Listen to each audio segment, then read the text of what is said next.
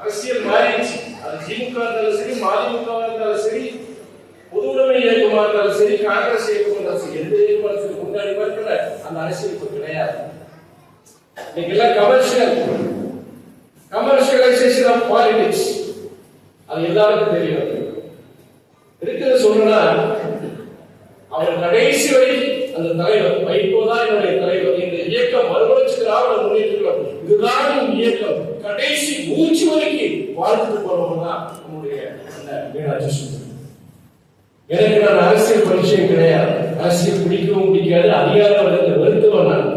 ஒருவேளை அரசியல் பொது வாழ்க்கைக்கு வந்தனா நான் நக்சலைட்டாக இருக்குன்னு சொல்லிட்டு நான் 10 வருஷத்துக்கு முன்னாடி சொல்றவன். அவ்வளவு அரசியல் அதிகார வர்க்கத்தை வெறுக்கிறவன்.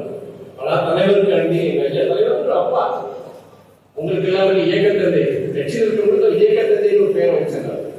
என்னை பொறுத்த வரைக்கும் ஒரு அப்பா கடைசி ஒரு நல்ல ஒரு சிங்கமா இருந்தவர். கடைசி இந்த அரசியல்ல அவருடைய கடைசி காலத்தில் அசிங்கப்படக்கூடாது, அவருக்கு ஒரு தன்மானத்துக்கு ஒரு இழுக்கு வந்துடக்கூடாது, அவருக்காண்டி உங்களுக்காண்டி மறுமலர்ச்சி திமுக காரர்கள் அரசியல் சொன்னார். பிடிக்காத அரசியலுக்கு வந்தவர் மனுஷனை கெடுக்கிறது, உலகத்தை கெடுக்கிறது இந்த ஆசை, பேராசை. இன்னைக்கு ஏன் சொல்றேன்னா, ஒரு உத்தமர் இந்த உலகத்துல வாழ்ந்த பகுதியிலே இந்த ஊர்ல வாழ்ந்து மறைஞ்சிருக்கிறார். வேற எங்கேயும் அதை பேச முடியாது. இந்த மாதிரி அவர்தான் நம்ம வாழ்ந்து காமிச்சு போயிருக்கிறார். சரி, நாடாளுமன்ற போக வேண்டிய சூழல் கண்டிப்பா தவிர்க்க முடியாது.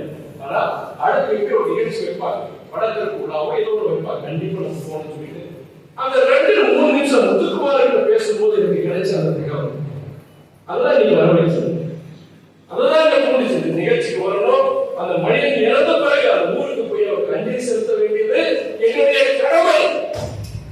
இந்த குடும்பம் மறுமலர்ச்சி திராவிட முன்னேற்ற குடும்பத்தில் இருந்த ஒரு மூத்த சகோதரருடைய இறுதியில கூட கலந்துக்கூடிய அந்த நிகழ்ச்சியில கலந்து ஒரு கடமை சொல்லிட்டு தான் நான் அன்னைக்கே நான் ஒரு இயக்கம், எந்த இயக்கமாக இருந்தாலும் அரசியல் இயக்கம் இருந்தாலும் சரி, இன்னொன்று சொல்றல எங்க ஐயா நல்லவர், ஆனால் விருந்ததான் பால் சார் வைக்க வேண்டிய இடத்துல வைக்கலாம்.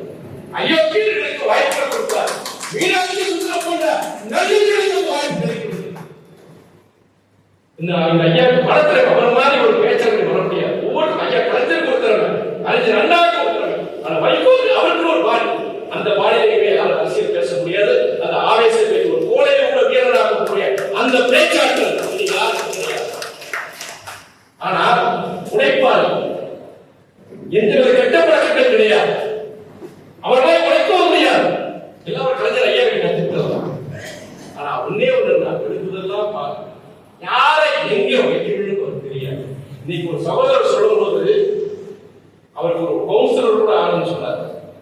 நல்லா வாழ்ந்த குடும்பம்,